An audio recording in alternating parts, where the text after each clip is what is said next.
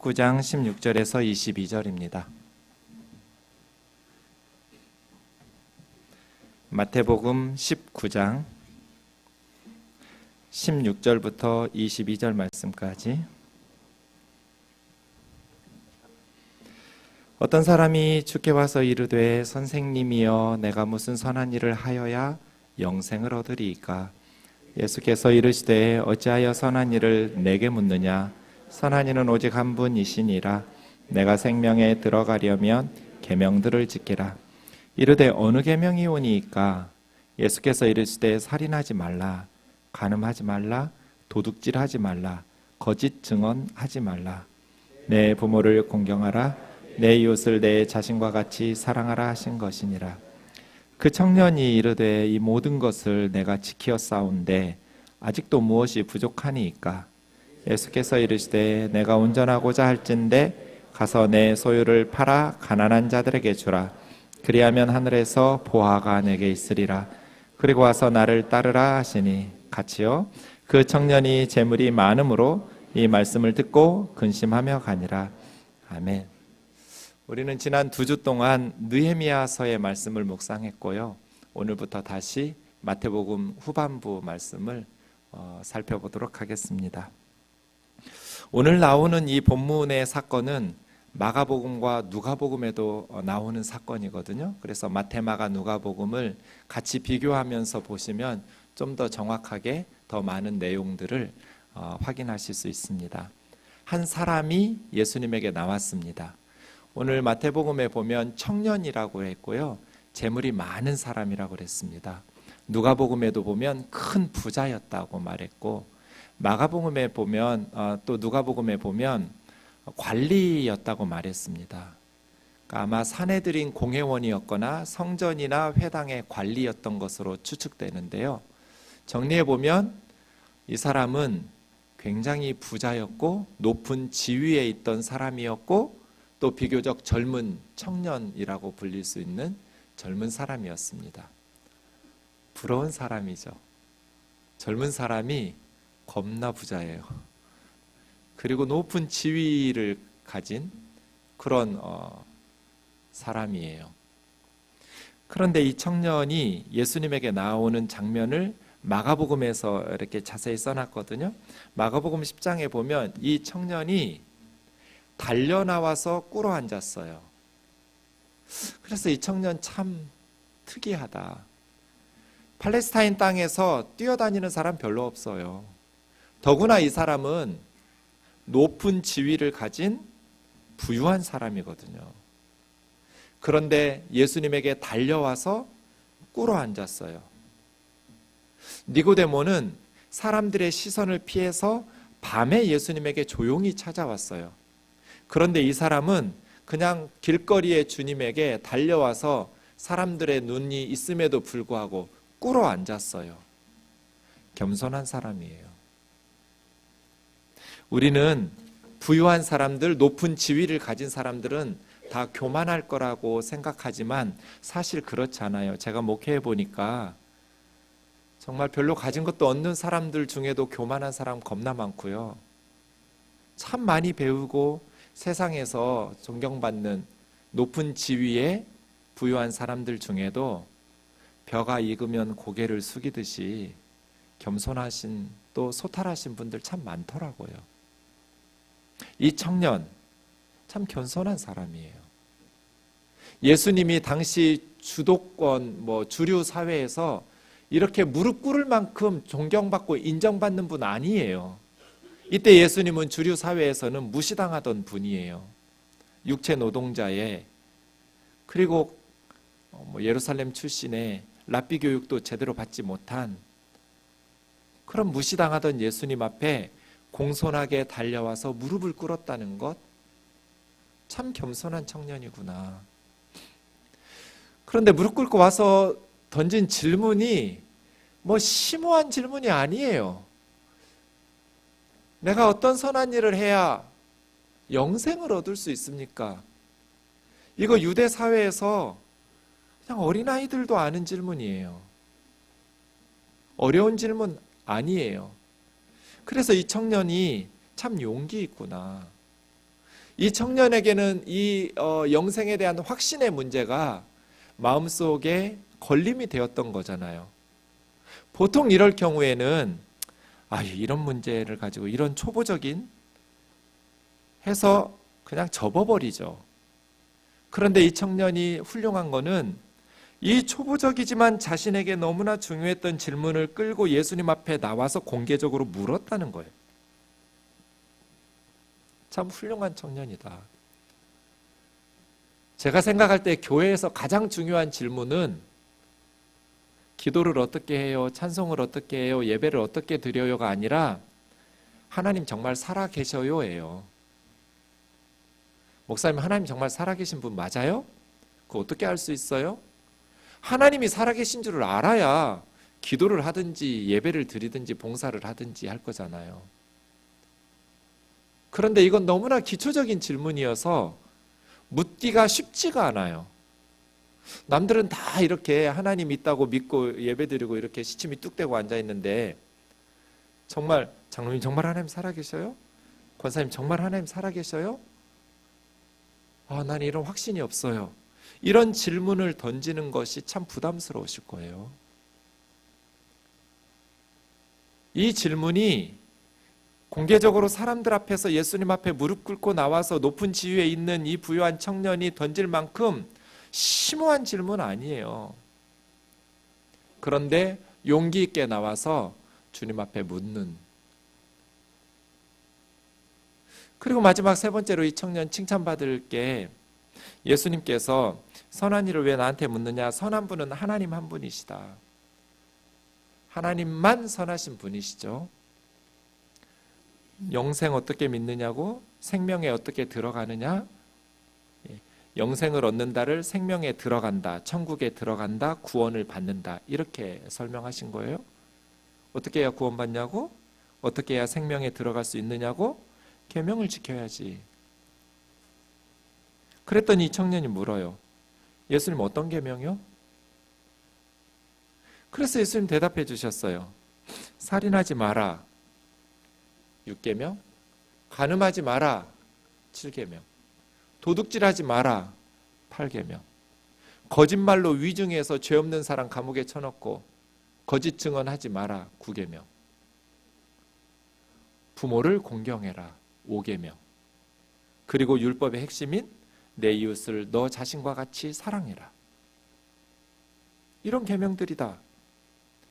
그때 이 청년이 뭐라 그래요? 저 다 지켰는데요. 겁나 재수없죠.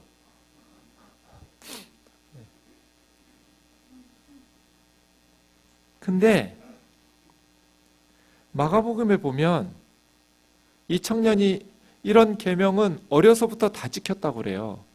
그런데 예수님께서 사랑스럽게 여기셨어요.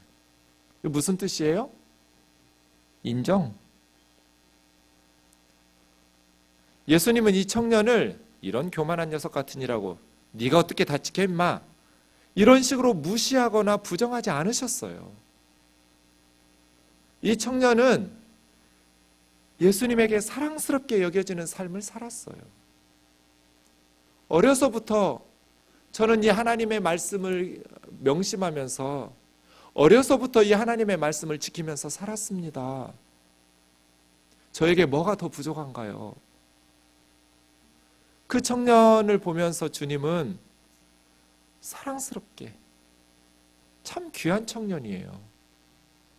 그렇죠? 거짓말하지 않고 도둑질하지 않고 성적으로 타락하지 않고 남을 해치고 살인하려 하지 않고 부모님 공경할 줄 알고 이웃을 내 몸처럼 소중히 여기면서 사랑하면서 살았다는 거예요. 얼마나 귀한 청년이에요? 가끔 교회 안에 보면 결과적으로 이 청년이 예수님의 말씀에 끝까지 순종하지 못하고 떠나버렸기 때문에 별거 아니야 라고 과소평가하려는 경향들이 있는데요. 복음서는 그렇게 하지 않았어요. 주님은 이 청년을 사랑스럽게 보셨어요. 중요한 문제라는 거예요. 제가 어제도 신방에 갔는데요. 한 교우님의 어머님이 사돈이 독실한 불교 신자예요. 그런데 그 사돈이 너무 착하고 좋은 거예요. 교회에서는 쉽게 찾아볼 수 없는 너무나 착한 절에 다니시는 분, 우리 주위에 많아요.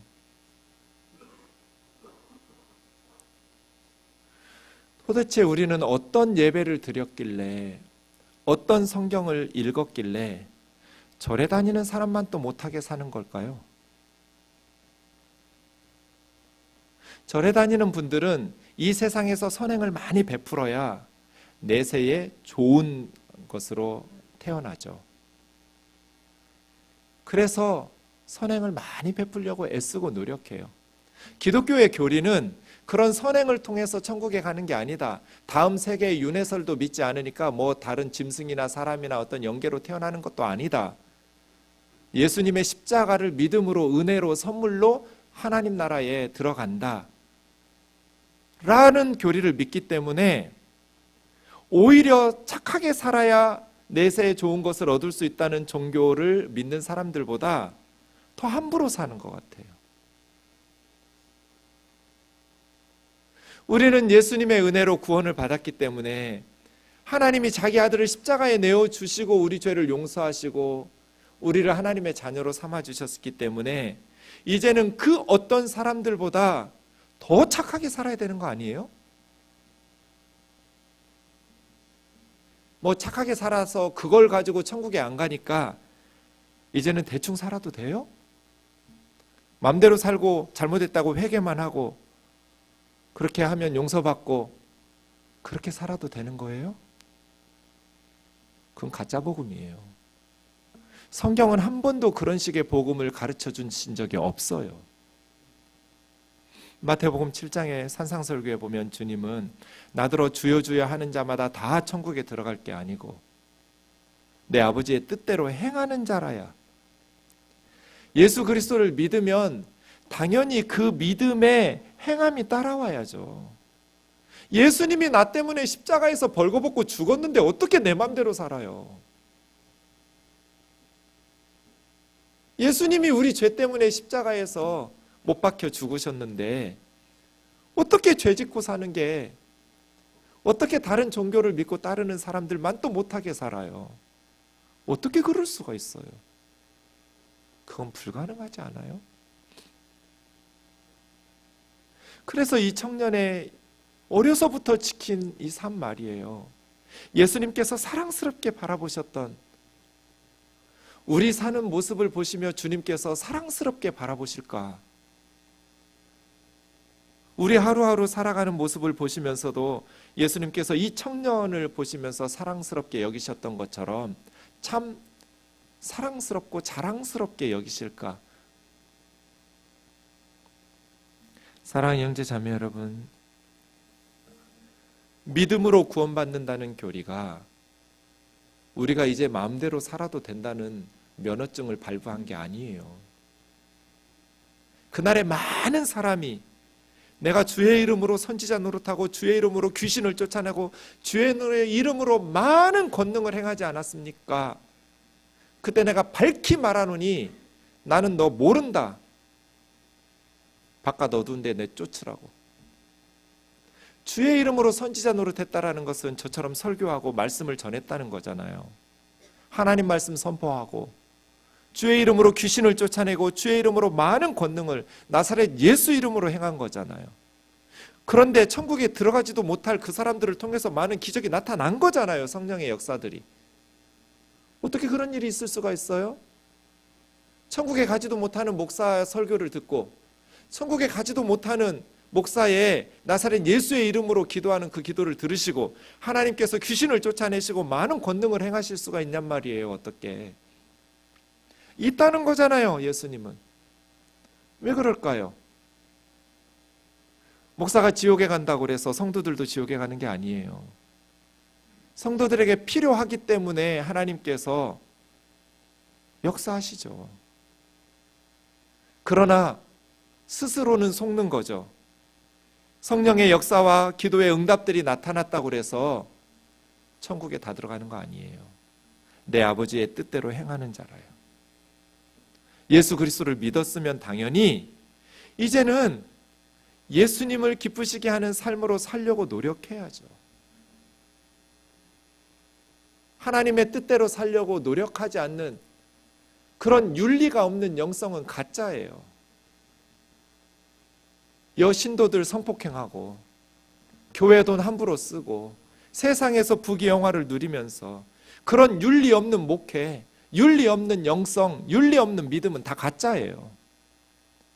하나님께서는 성도들의 필요를 위해서 성령의 역사로 귀신도 쫓아내시고 질병도 고치시고 말씀도 전하시고 이런 일들을 하시죠.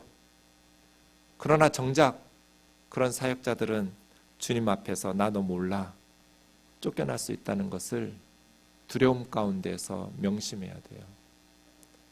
예수 믿으니까 이제 아무렇게나 살아도 되는 거 아니에요. 예수님 믿었는데 어떻게 아무렇게나 살아요? 예수님을 믿었는데 우리가 어떻게 십자가를 외면하면서 십자가의 원수로 살고 그렇게 이기적으로 자기 배 채워가면서 그렇게 거짓말하고 도둑질하고 성적으로 타락하고 부모 공경할 줄 모르고 이웃을 외면하면서 이기적으로 살 수 있냔 말이에요. 예수님을 믿었으니까 이제는 예수님의 십자가의 사랑을 힘입어서 성령의 도우심을 힘입어서 다른 종교인이나 다른 믿지 않는 사람들보다 더 부모를 공경하고 더 이웃을 내 몸처럼 사랑하면서 더 정직하고 더 진실하게 살아야죠. 그것이 신약 성경이 우리에게 가르쳐 주시는 복음 아닌가요? 성경적 복음, 사도적 복음은 이제 믿음으로 구원받았으니까 행함이 없어도 된다고 가르친 적이 없어요. 그래서 500년 전에 종교개혁은 로마서로 시작했는데요. 지금 한국교회 종교개혁은 야고보서로 시작해야 될 것 같아요. 행함 없는 믿음은 죽은 믿음이라고. 이 청년, 너무너무 이쁜 청년 아니에요? 그런데 이 청년에게 부족한 점이 있었어요. 예수님께서 사랑스럽게 지켜보시다가 네가 온전해지기를 원한다면 너한테 한 가지 부족한 게 있다. 너의 소유를 팔아 가난한 자들에게 주고 하늘의 보물을 쌓은 후 나를 따르라. 마가복음과 누가복음에 보면 너의 소유를 다 팔라고 그랬어요. 다 팔아 가난한 자들에게 나눠주고 그리고 와서 나를 따르라. 여러분, 이 사람이 무릎 꿇고 지금 예수님에게 무슨 선한 일을 해야 영생을 얻을 수 있느냐고 물었어요. 그런데 예수님이 너 영생 얻고 싶으면 네가 가진 소유를 다 팔아서 가난한 사람들에게 나눠주고 나를 따르래요. 여러분, 그래야 예수 믿고 예수님을 따르면서 천국에 갈 수 있어요? 소유를 다 팔고 따랐어요. 베드로는, 야고보, 요한은? 예수님의 12제자는 자기 소유를 다 팔고 예수님을 따랐을까요? 이 청년이 근데 예수님에게 반론을 펼치지 않아요. 예수님, 그게 말이 됩니까? 당신의 제자들은 소유 다 팔았습니까? 가난한 사람들에게 다 나눠주고 따르는 겁니까? 구약 성경 어디에 모든 소유를 다 팔고 가난한 사람들에게 나눠준 후에야 영생을 얻을 수 있다고 했습니까? 이 청년은 이런 반론을 펼치지 않았어요. 그렇죠? 예수님의 말씀이 말도 안 되는 말씀이라고 생각했다면 근심하면서 가지 않았을 거예요. 근심할 필요도 없어요. 아이고, 훌륭하신 분인 줄 알았더니 말도 안 되는 소리 하시는 분이었구나. 근심을 왜 하겠어요? 이 청년이 근심했다라는 것은 예수님의 말씀에 반론을 제기할 수 없었기 때문이에요. 예수님의 말씀에 반론을 제기할 수 없었다는 것은 예수님이 청년에게 요구하신 것이 구약의 말씀에 합당했다는 뜻이에요.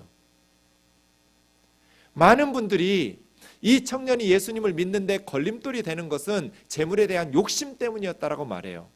이런 식으로 설교하면 성도들 교회에서 다 떠나버릴 것 같으니까 여러분한테는 이런 요구 안 한다고 말해요. 이 청년에게만 하신 말씀이라고 그래요. 왜냐하면 이 청년이 재물에 대한 욕심이 많았으니까. 재물에 대한 욕심이 많은 사람이 거짓말 안 하고 도둑질 안 하고 속여서 빼앗지 않아요? 부모 공경하고 이웃을 내 몸처럼 사랑하면서 살아요. 어려서부터. 이 청년이 정말 재물에 대한 욕심이 많아서 이 청년에게만 주신 명령이라면 이 청년이 어려서부터 이웃을 내 몸처럼 사랑하면서 살았겠냐고요. 정보력을 얻을 수 있고 자본을 가지고 많은 재산을 증식할 수 있었던 유리한 위치에 있던 기득권자예요. 그 사람이 정말 많은 목회자들이 설교하듯이 재물에 대한 욕심이 많아서 유별나게 예수님을 따르는데 걸림돌이 되는 그런 탐욕스러운 사람이었기 때문에 이 청년에게만 이런 명령을 하셨다면 이 청년은 이렇게 안 살았을 거예요. 예수님은 사랑스럽게 여기지도 않으셨을 거고요. 무슨 말씀을 근거로 이 청년이 유별나게 재물에 대한 욕심이 많았고 이 청년에게만 제한적으로 이런 요구를 하시지 예수 믿으려면 모든 재산을 다 팔아가지고 가난한 사람들에게 나눠줘야만 예수님을 따를 수 있다라고 여러분에게는 그런 요구 안 한다. 뭘 근거로 그렇게 해석해요? 그렇게 해석해버리면 본문에서 예수님께서 말씀하시는 것을 제대로 이해할 수가 없어요. 마태, 마가, 누가 아무리 뜯어봐도 이 청년이 특별히 물질에 대한 욕심이 많기 때문에 이 청년에게만 요구하신 것이라는 암시는 전혀 없어요. 그렇지 않나요? 그럼 왜 이 청년은 말도 안 되는 선생님 말씀을 듣고 근심하면서 갔을까요? 이런 오해가 생긴 건 잘못된 번역 때문이에요. 이 22절에 재물이 많았다라고 말한 이 재물은 크테마라는 단어예요. 크테마. 이 크테마라는 단어는 신약 성경에 딱 4번 쓰인, 자주 쓰이는 단어가 아니에요. 어떤 재물이나 소유라고 할 때 수십 번씩 쓰인 다른 단어들이 있어요. 그런데 크테마라는 단어는 딱 4번만 쓰였어요. 그 4번 중에 2번은 사도행전에 쓰였고요. 2번은 마태복음에 1번, 마가복음에 1번. 오늘 이 사건에 쓰였어요. 크테마. 그런데 이 크테마라는 단어는 토지로 번역해야 돼요. 우선 이 헬라 문헌에서 크테마는 처음에는 모든 종류의 소유물, 재산, 재물에 대해서 쓰였었어요. 그런데 이미 기원전 400여 년경부터는 땅에 대해서 제한적으로 사용했어요. 헬라 문헌에서. 토지예요, 토지. 재물을 다 팔아 이렇게 되면 어려워져요. 재물을 다 팔고 주님을 따를 사람이 누가 있어요? 12제자 중에 아무도 그런 사람 없었을 거예요. 토지 문제예요, 토지. 토지를 팔라는 거예요.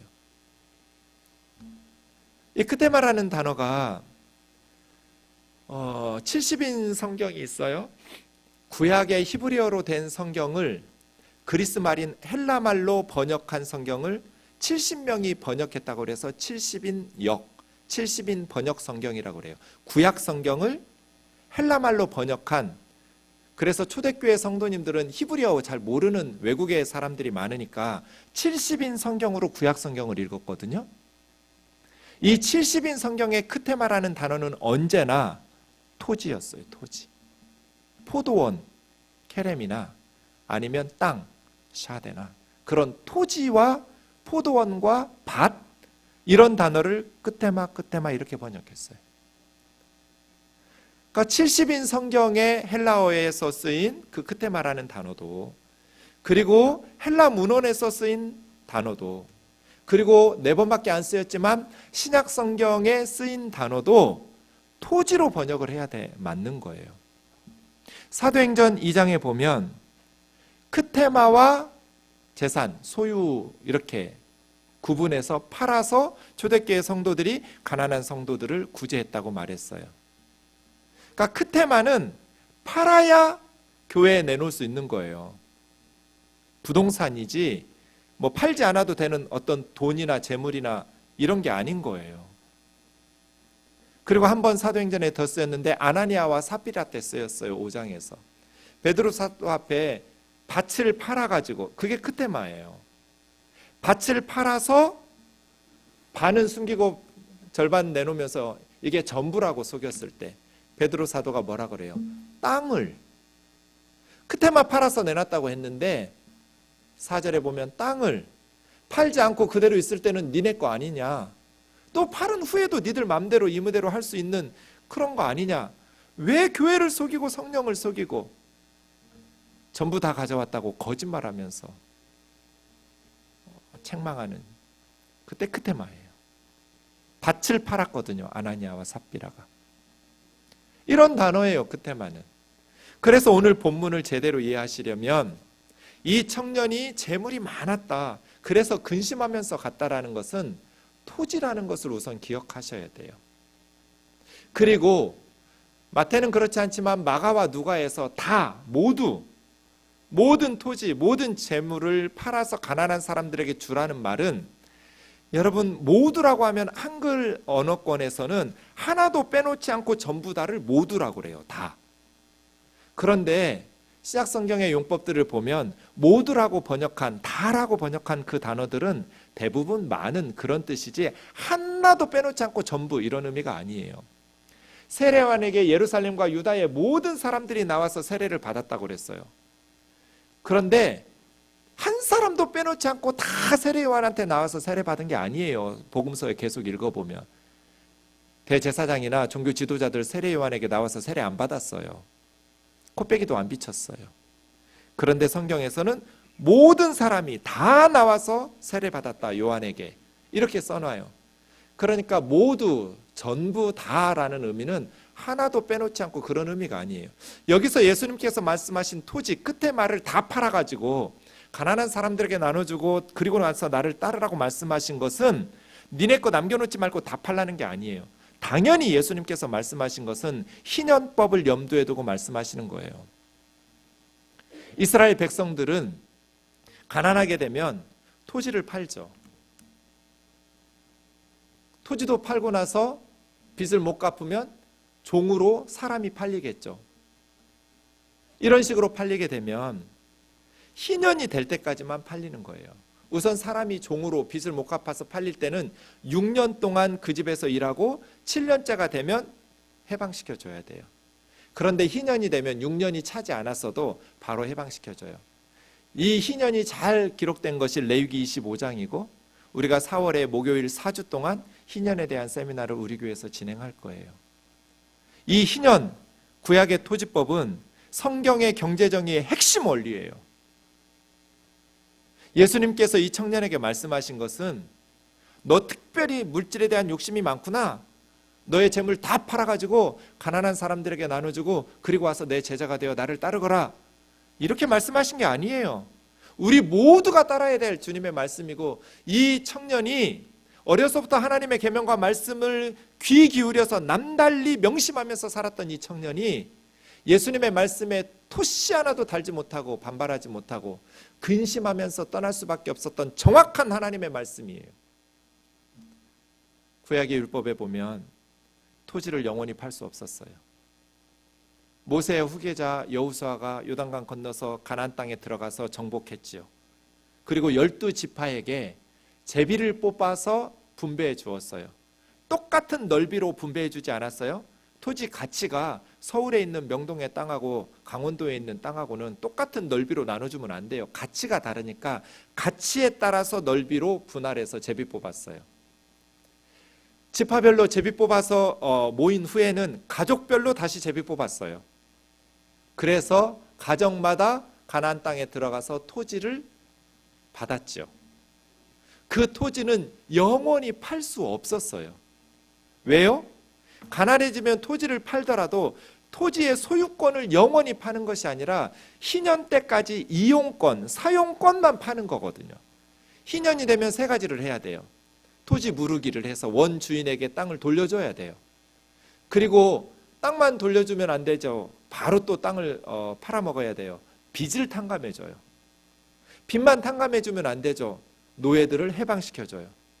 그래서 부모님들이 아무리 어리석게 살아서 많은 빚을 지고 있어도 50년에 한 번이니까 일생에 한 번 정도예요. 자녀들만 정신 차리면 희년이 되면 빚을 탕감받고 원래 여호수아로부터 물려받았던 그 가족의 토지를 다시 되찾아서 해방된 가족들과 함께 모여서 행복하게 살 수 있었어요. 이게 희년법이에요. 그런데 예수님의 시대가 되면 로마 제국도 당연히 유대 사회도 예루살렘도 희년법을 지키지 않았어요. 이 젊은 청년이 직접 돈을 주고 샀는지 토지를 아니면 부모님으로부터 물려받아서 상속받았는지는 알 수 없어요. 상속을 받았든지 자기가 값을 치르고 샀든지 이렇게 많은 재물, 끝에마가 이렇게 많았다라는 것은 희년법을 지키지 않았다는 뜻이에요.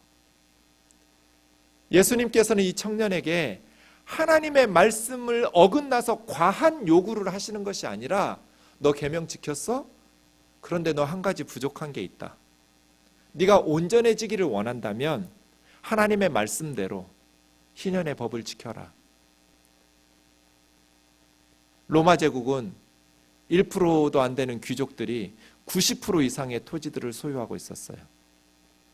그건 예루살렘과 유다, 이스라엘도 마찬가지였어요. 극소수의 귀족들이 대다수의 땅들을, 토지를 소유하고 있었어요. 합법적으로 샀겠죠.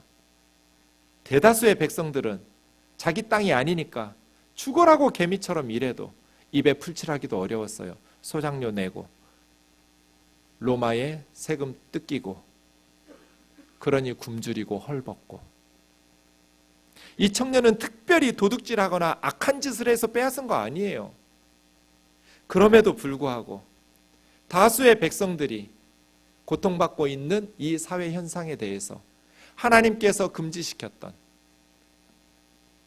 토지를 영원히 소유하는, 그래서 부모 잘 만나면 영원히 내가 노력하지 않아도 부귀영화를 누리고, 부모를 잘못 만나고 가난한 부모를 만나면 죽을 때까지 가난을 벗어날 수 없는 절망적인 상황을 하나님께서 파하기 위해서 주셨던 희년법을 어기고 있는 거예요.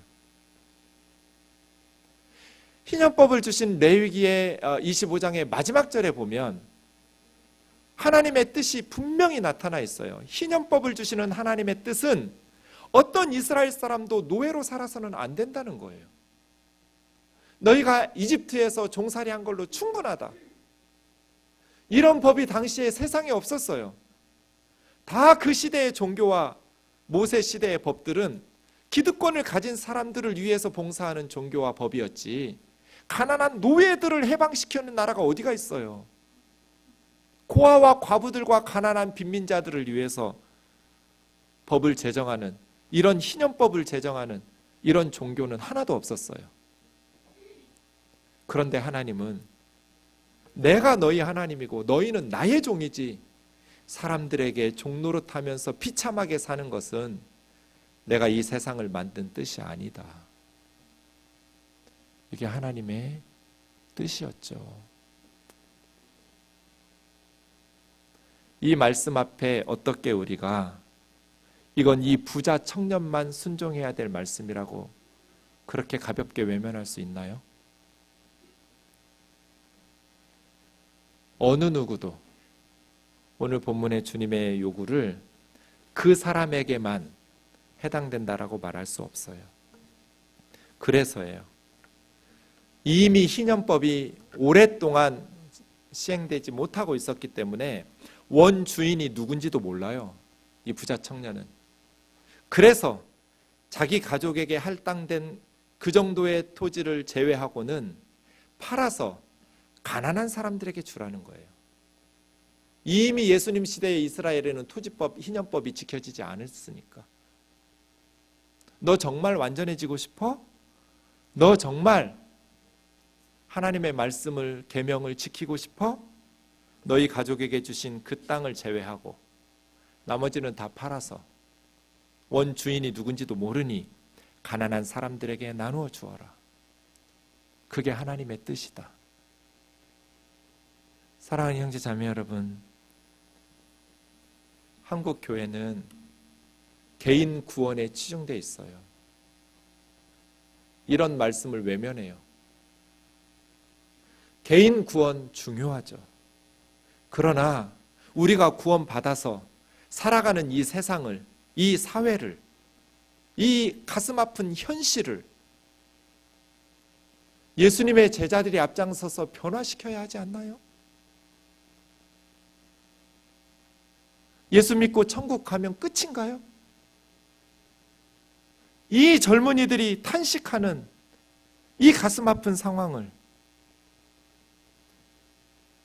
그러니 젊은이들이 아이들을 낳을 수가 없어요. 우리 인구 절벽이라고 그래요. 애들을 낳을 수가 없어요. 빈부격차는 계속해서 늘어나고, 부모로부터 아니면 자기 건물을 가지지 못한 그러한 세입자들은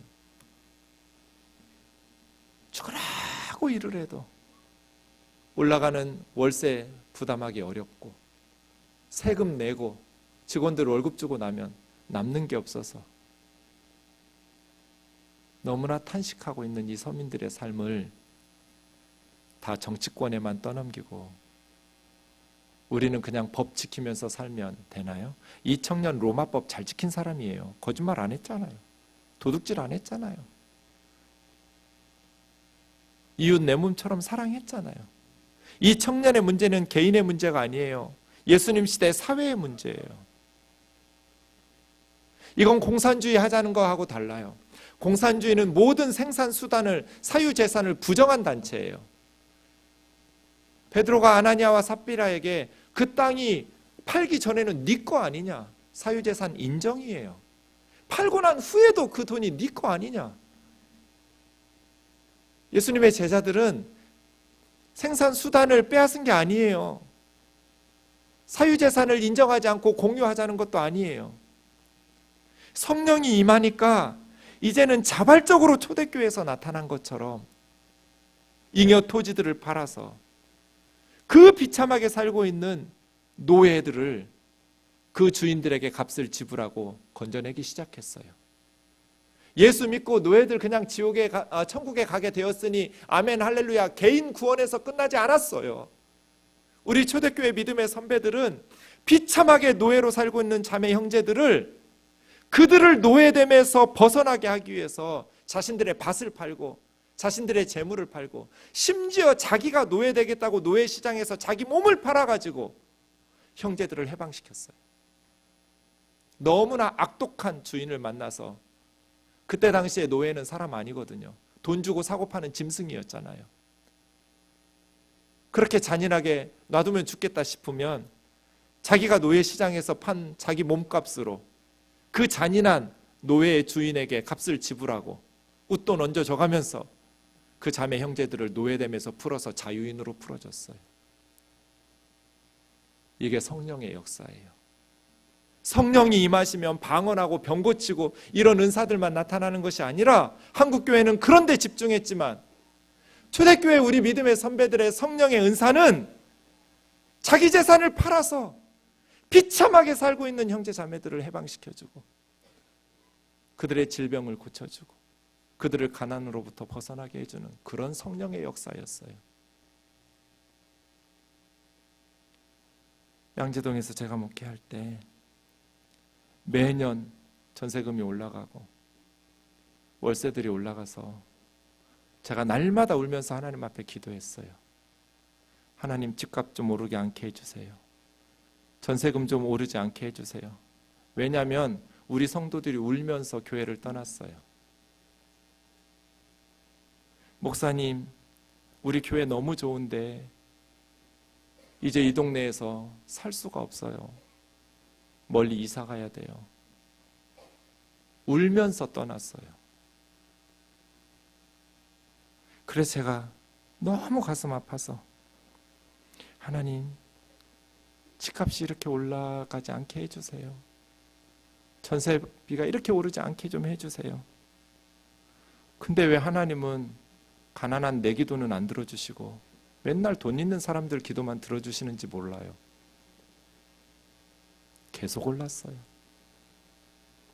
그래서 성도들이 뿔뿔이 흩어지고 울면서 떠났어요.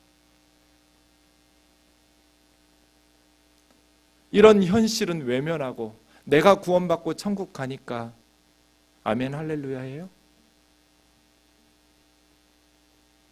이 땅의 가난과 이 땅의 백성들의 고통은 누구보다도 우리 그리스도인들의 책임이에요. 우리 하나님이 역사의 주인이시니까요. 우리 그리스도인들이 하나님 앞에서 기도하고 우리 그리스도인들이 하나님 앞에서 말씀에 순종하면서 먼저 재산은 나와 자녀들을 위해서 써야죠. 가족을 위해서 사용해야죠. 내 가정을 돌보지도 않고 가난한 사람들 돌보는 신앙은 위선이에요. 내 가정을 돌봐야죠. 내 부모를 공경해야죠. 내 자녀들을 가르쳐야죠. 그러나 우리에게 가족을 위해서 쓰고 남는 잉여 재산들이 있다면 그 물질에는 하나님의 사명이 있는 거잖아요.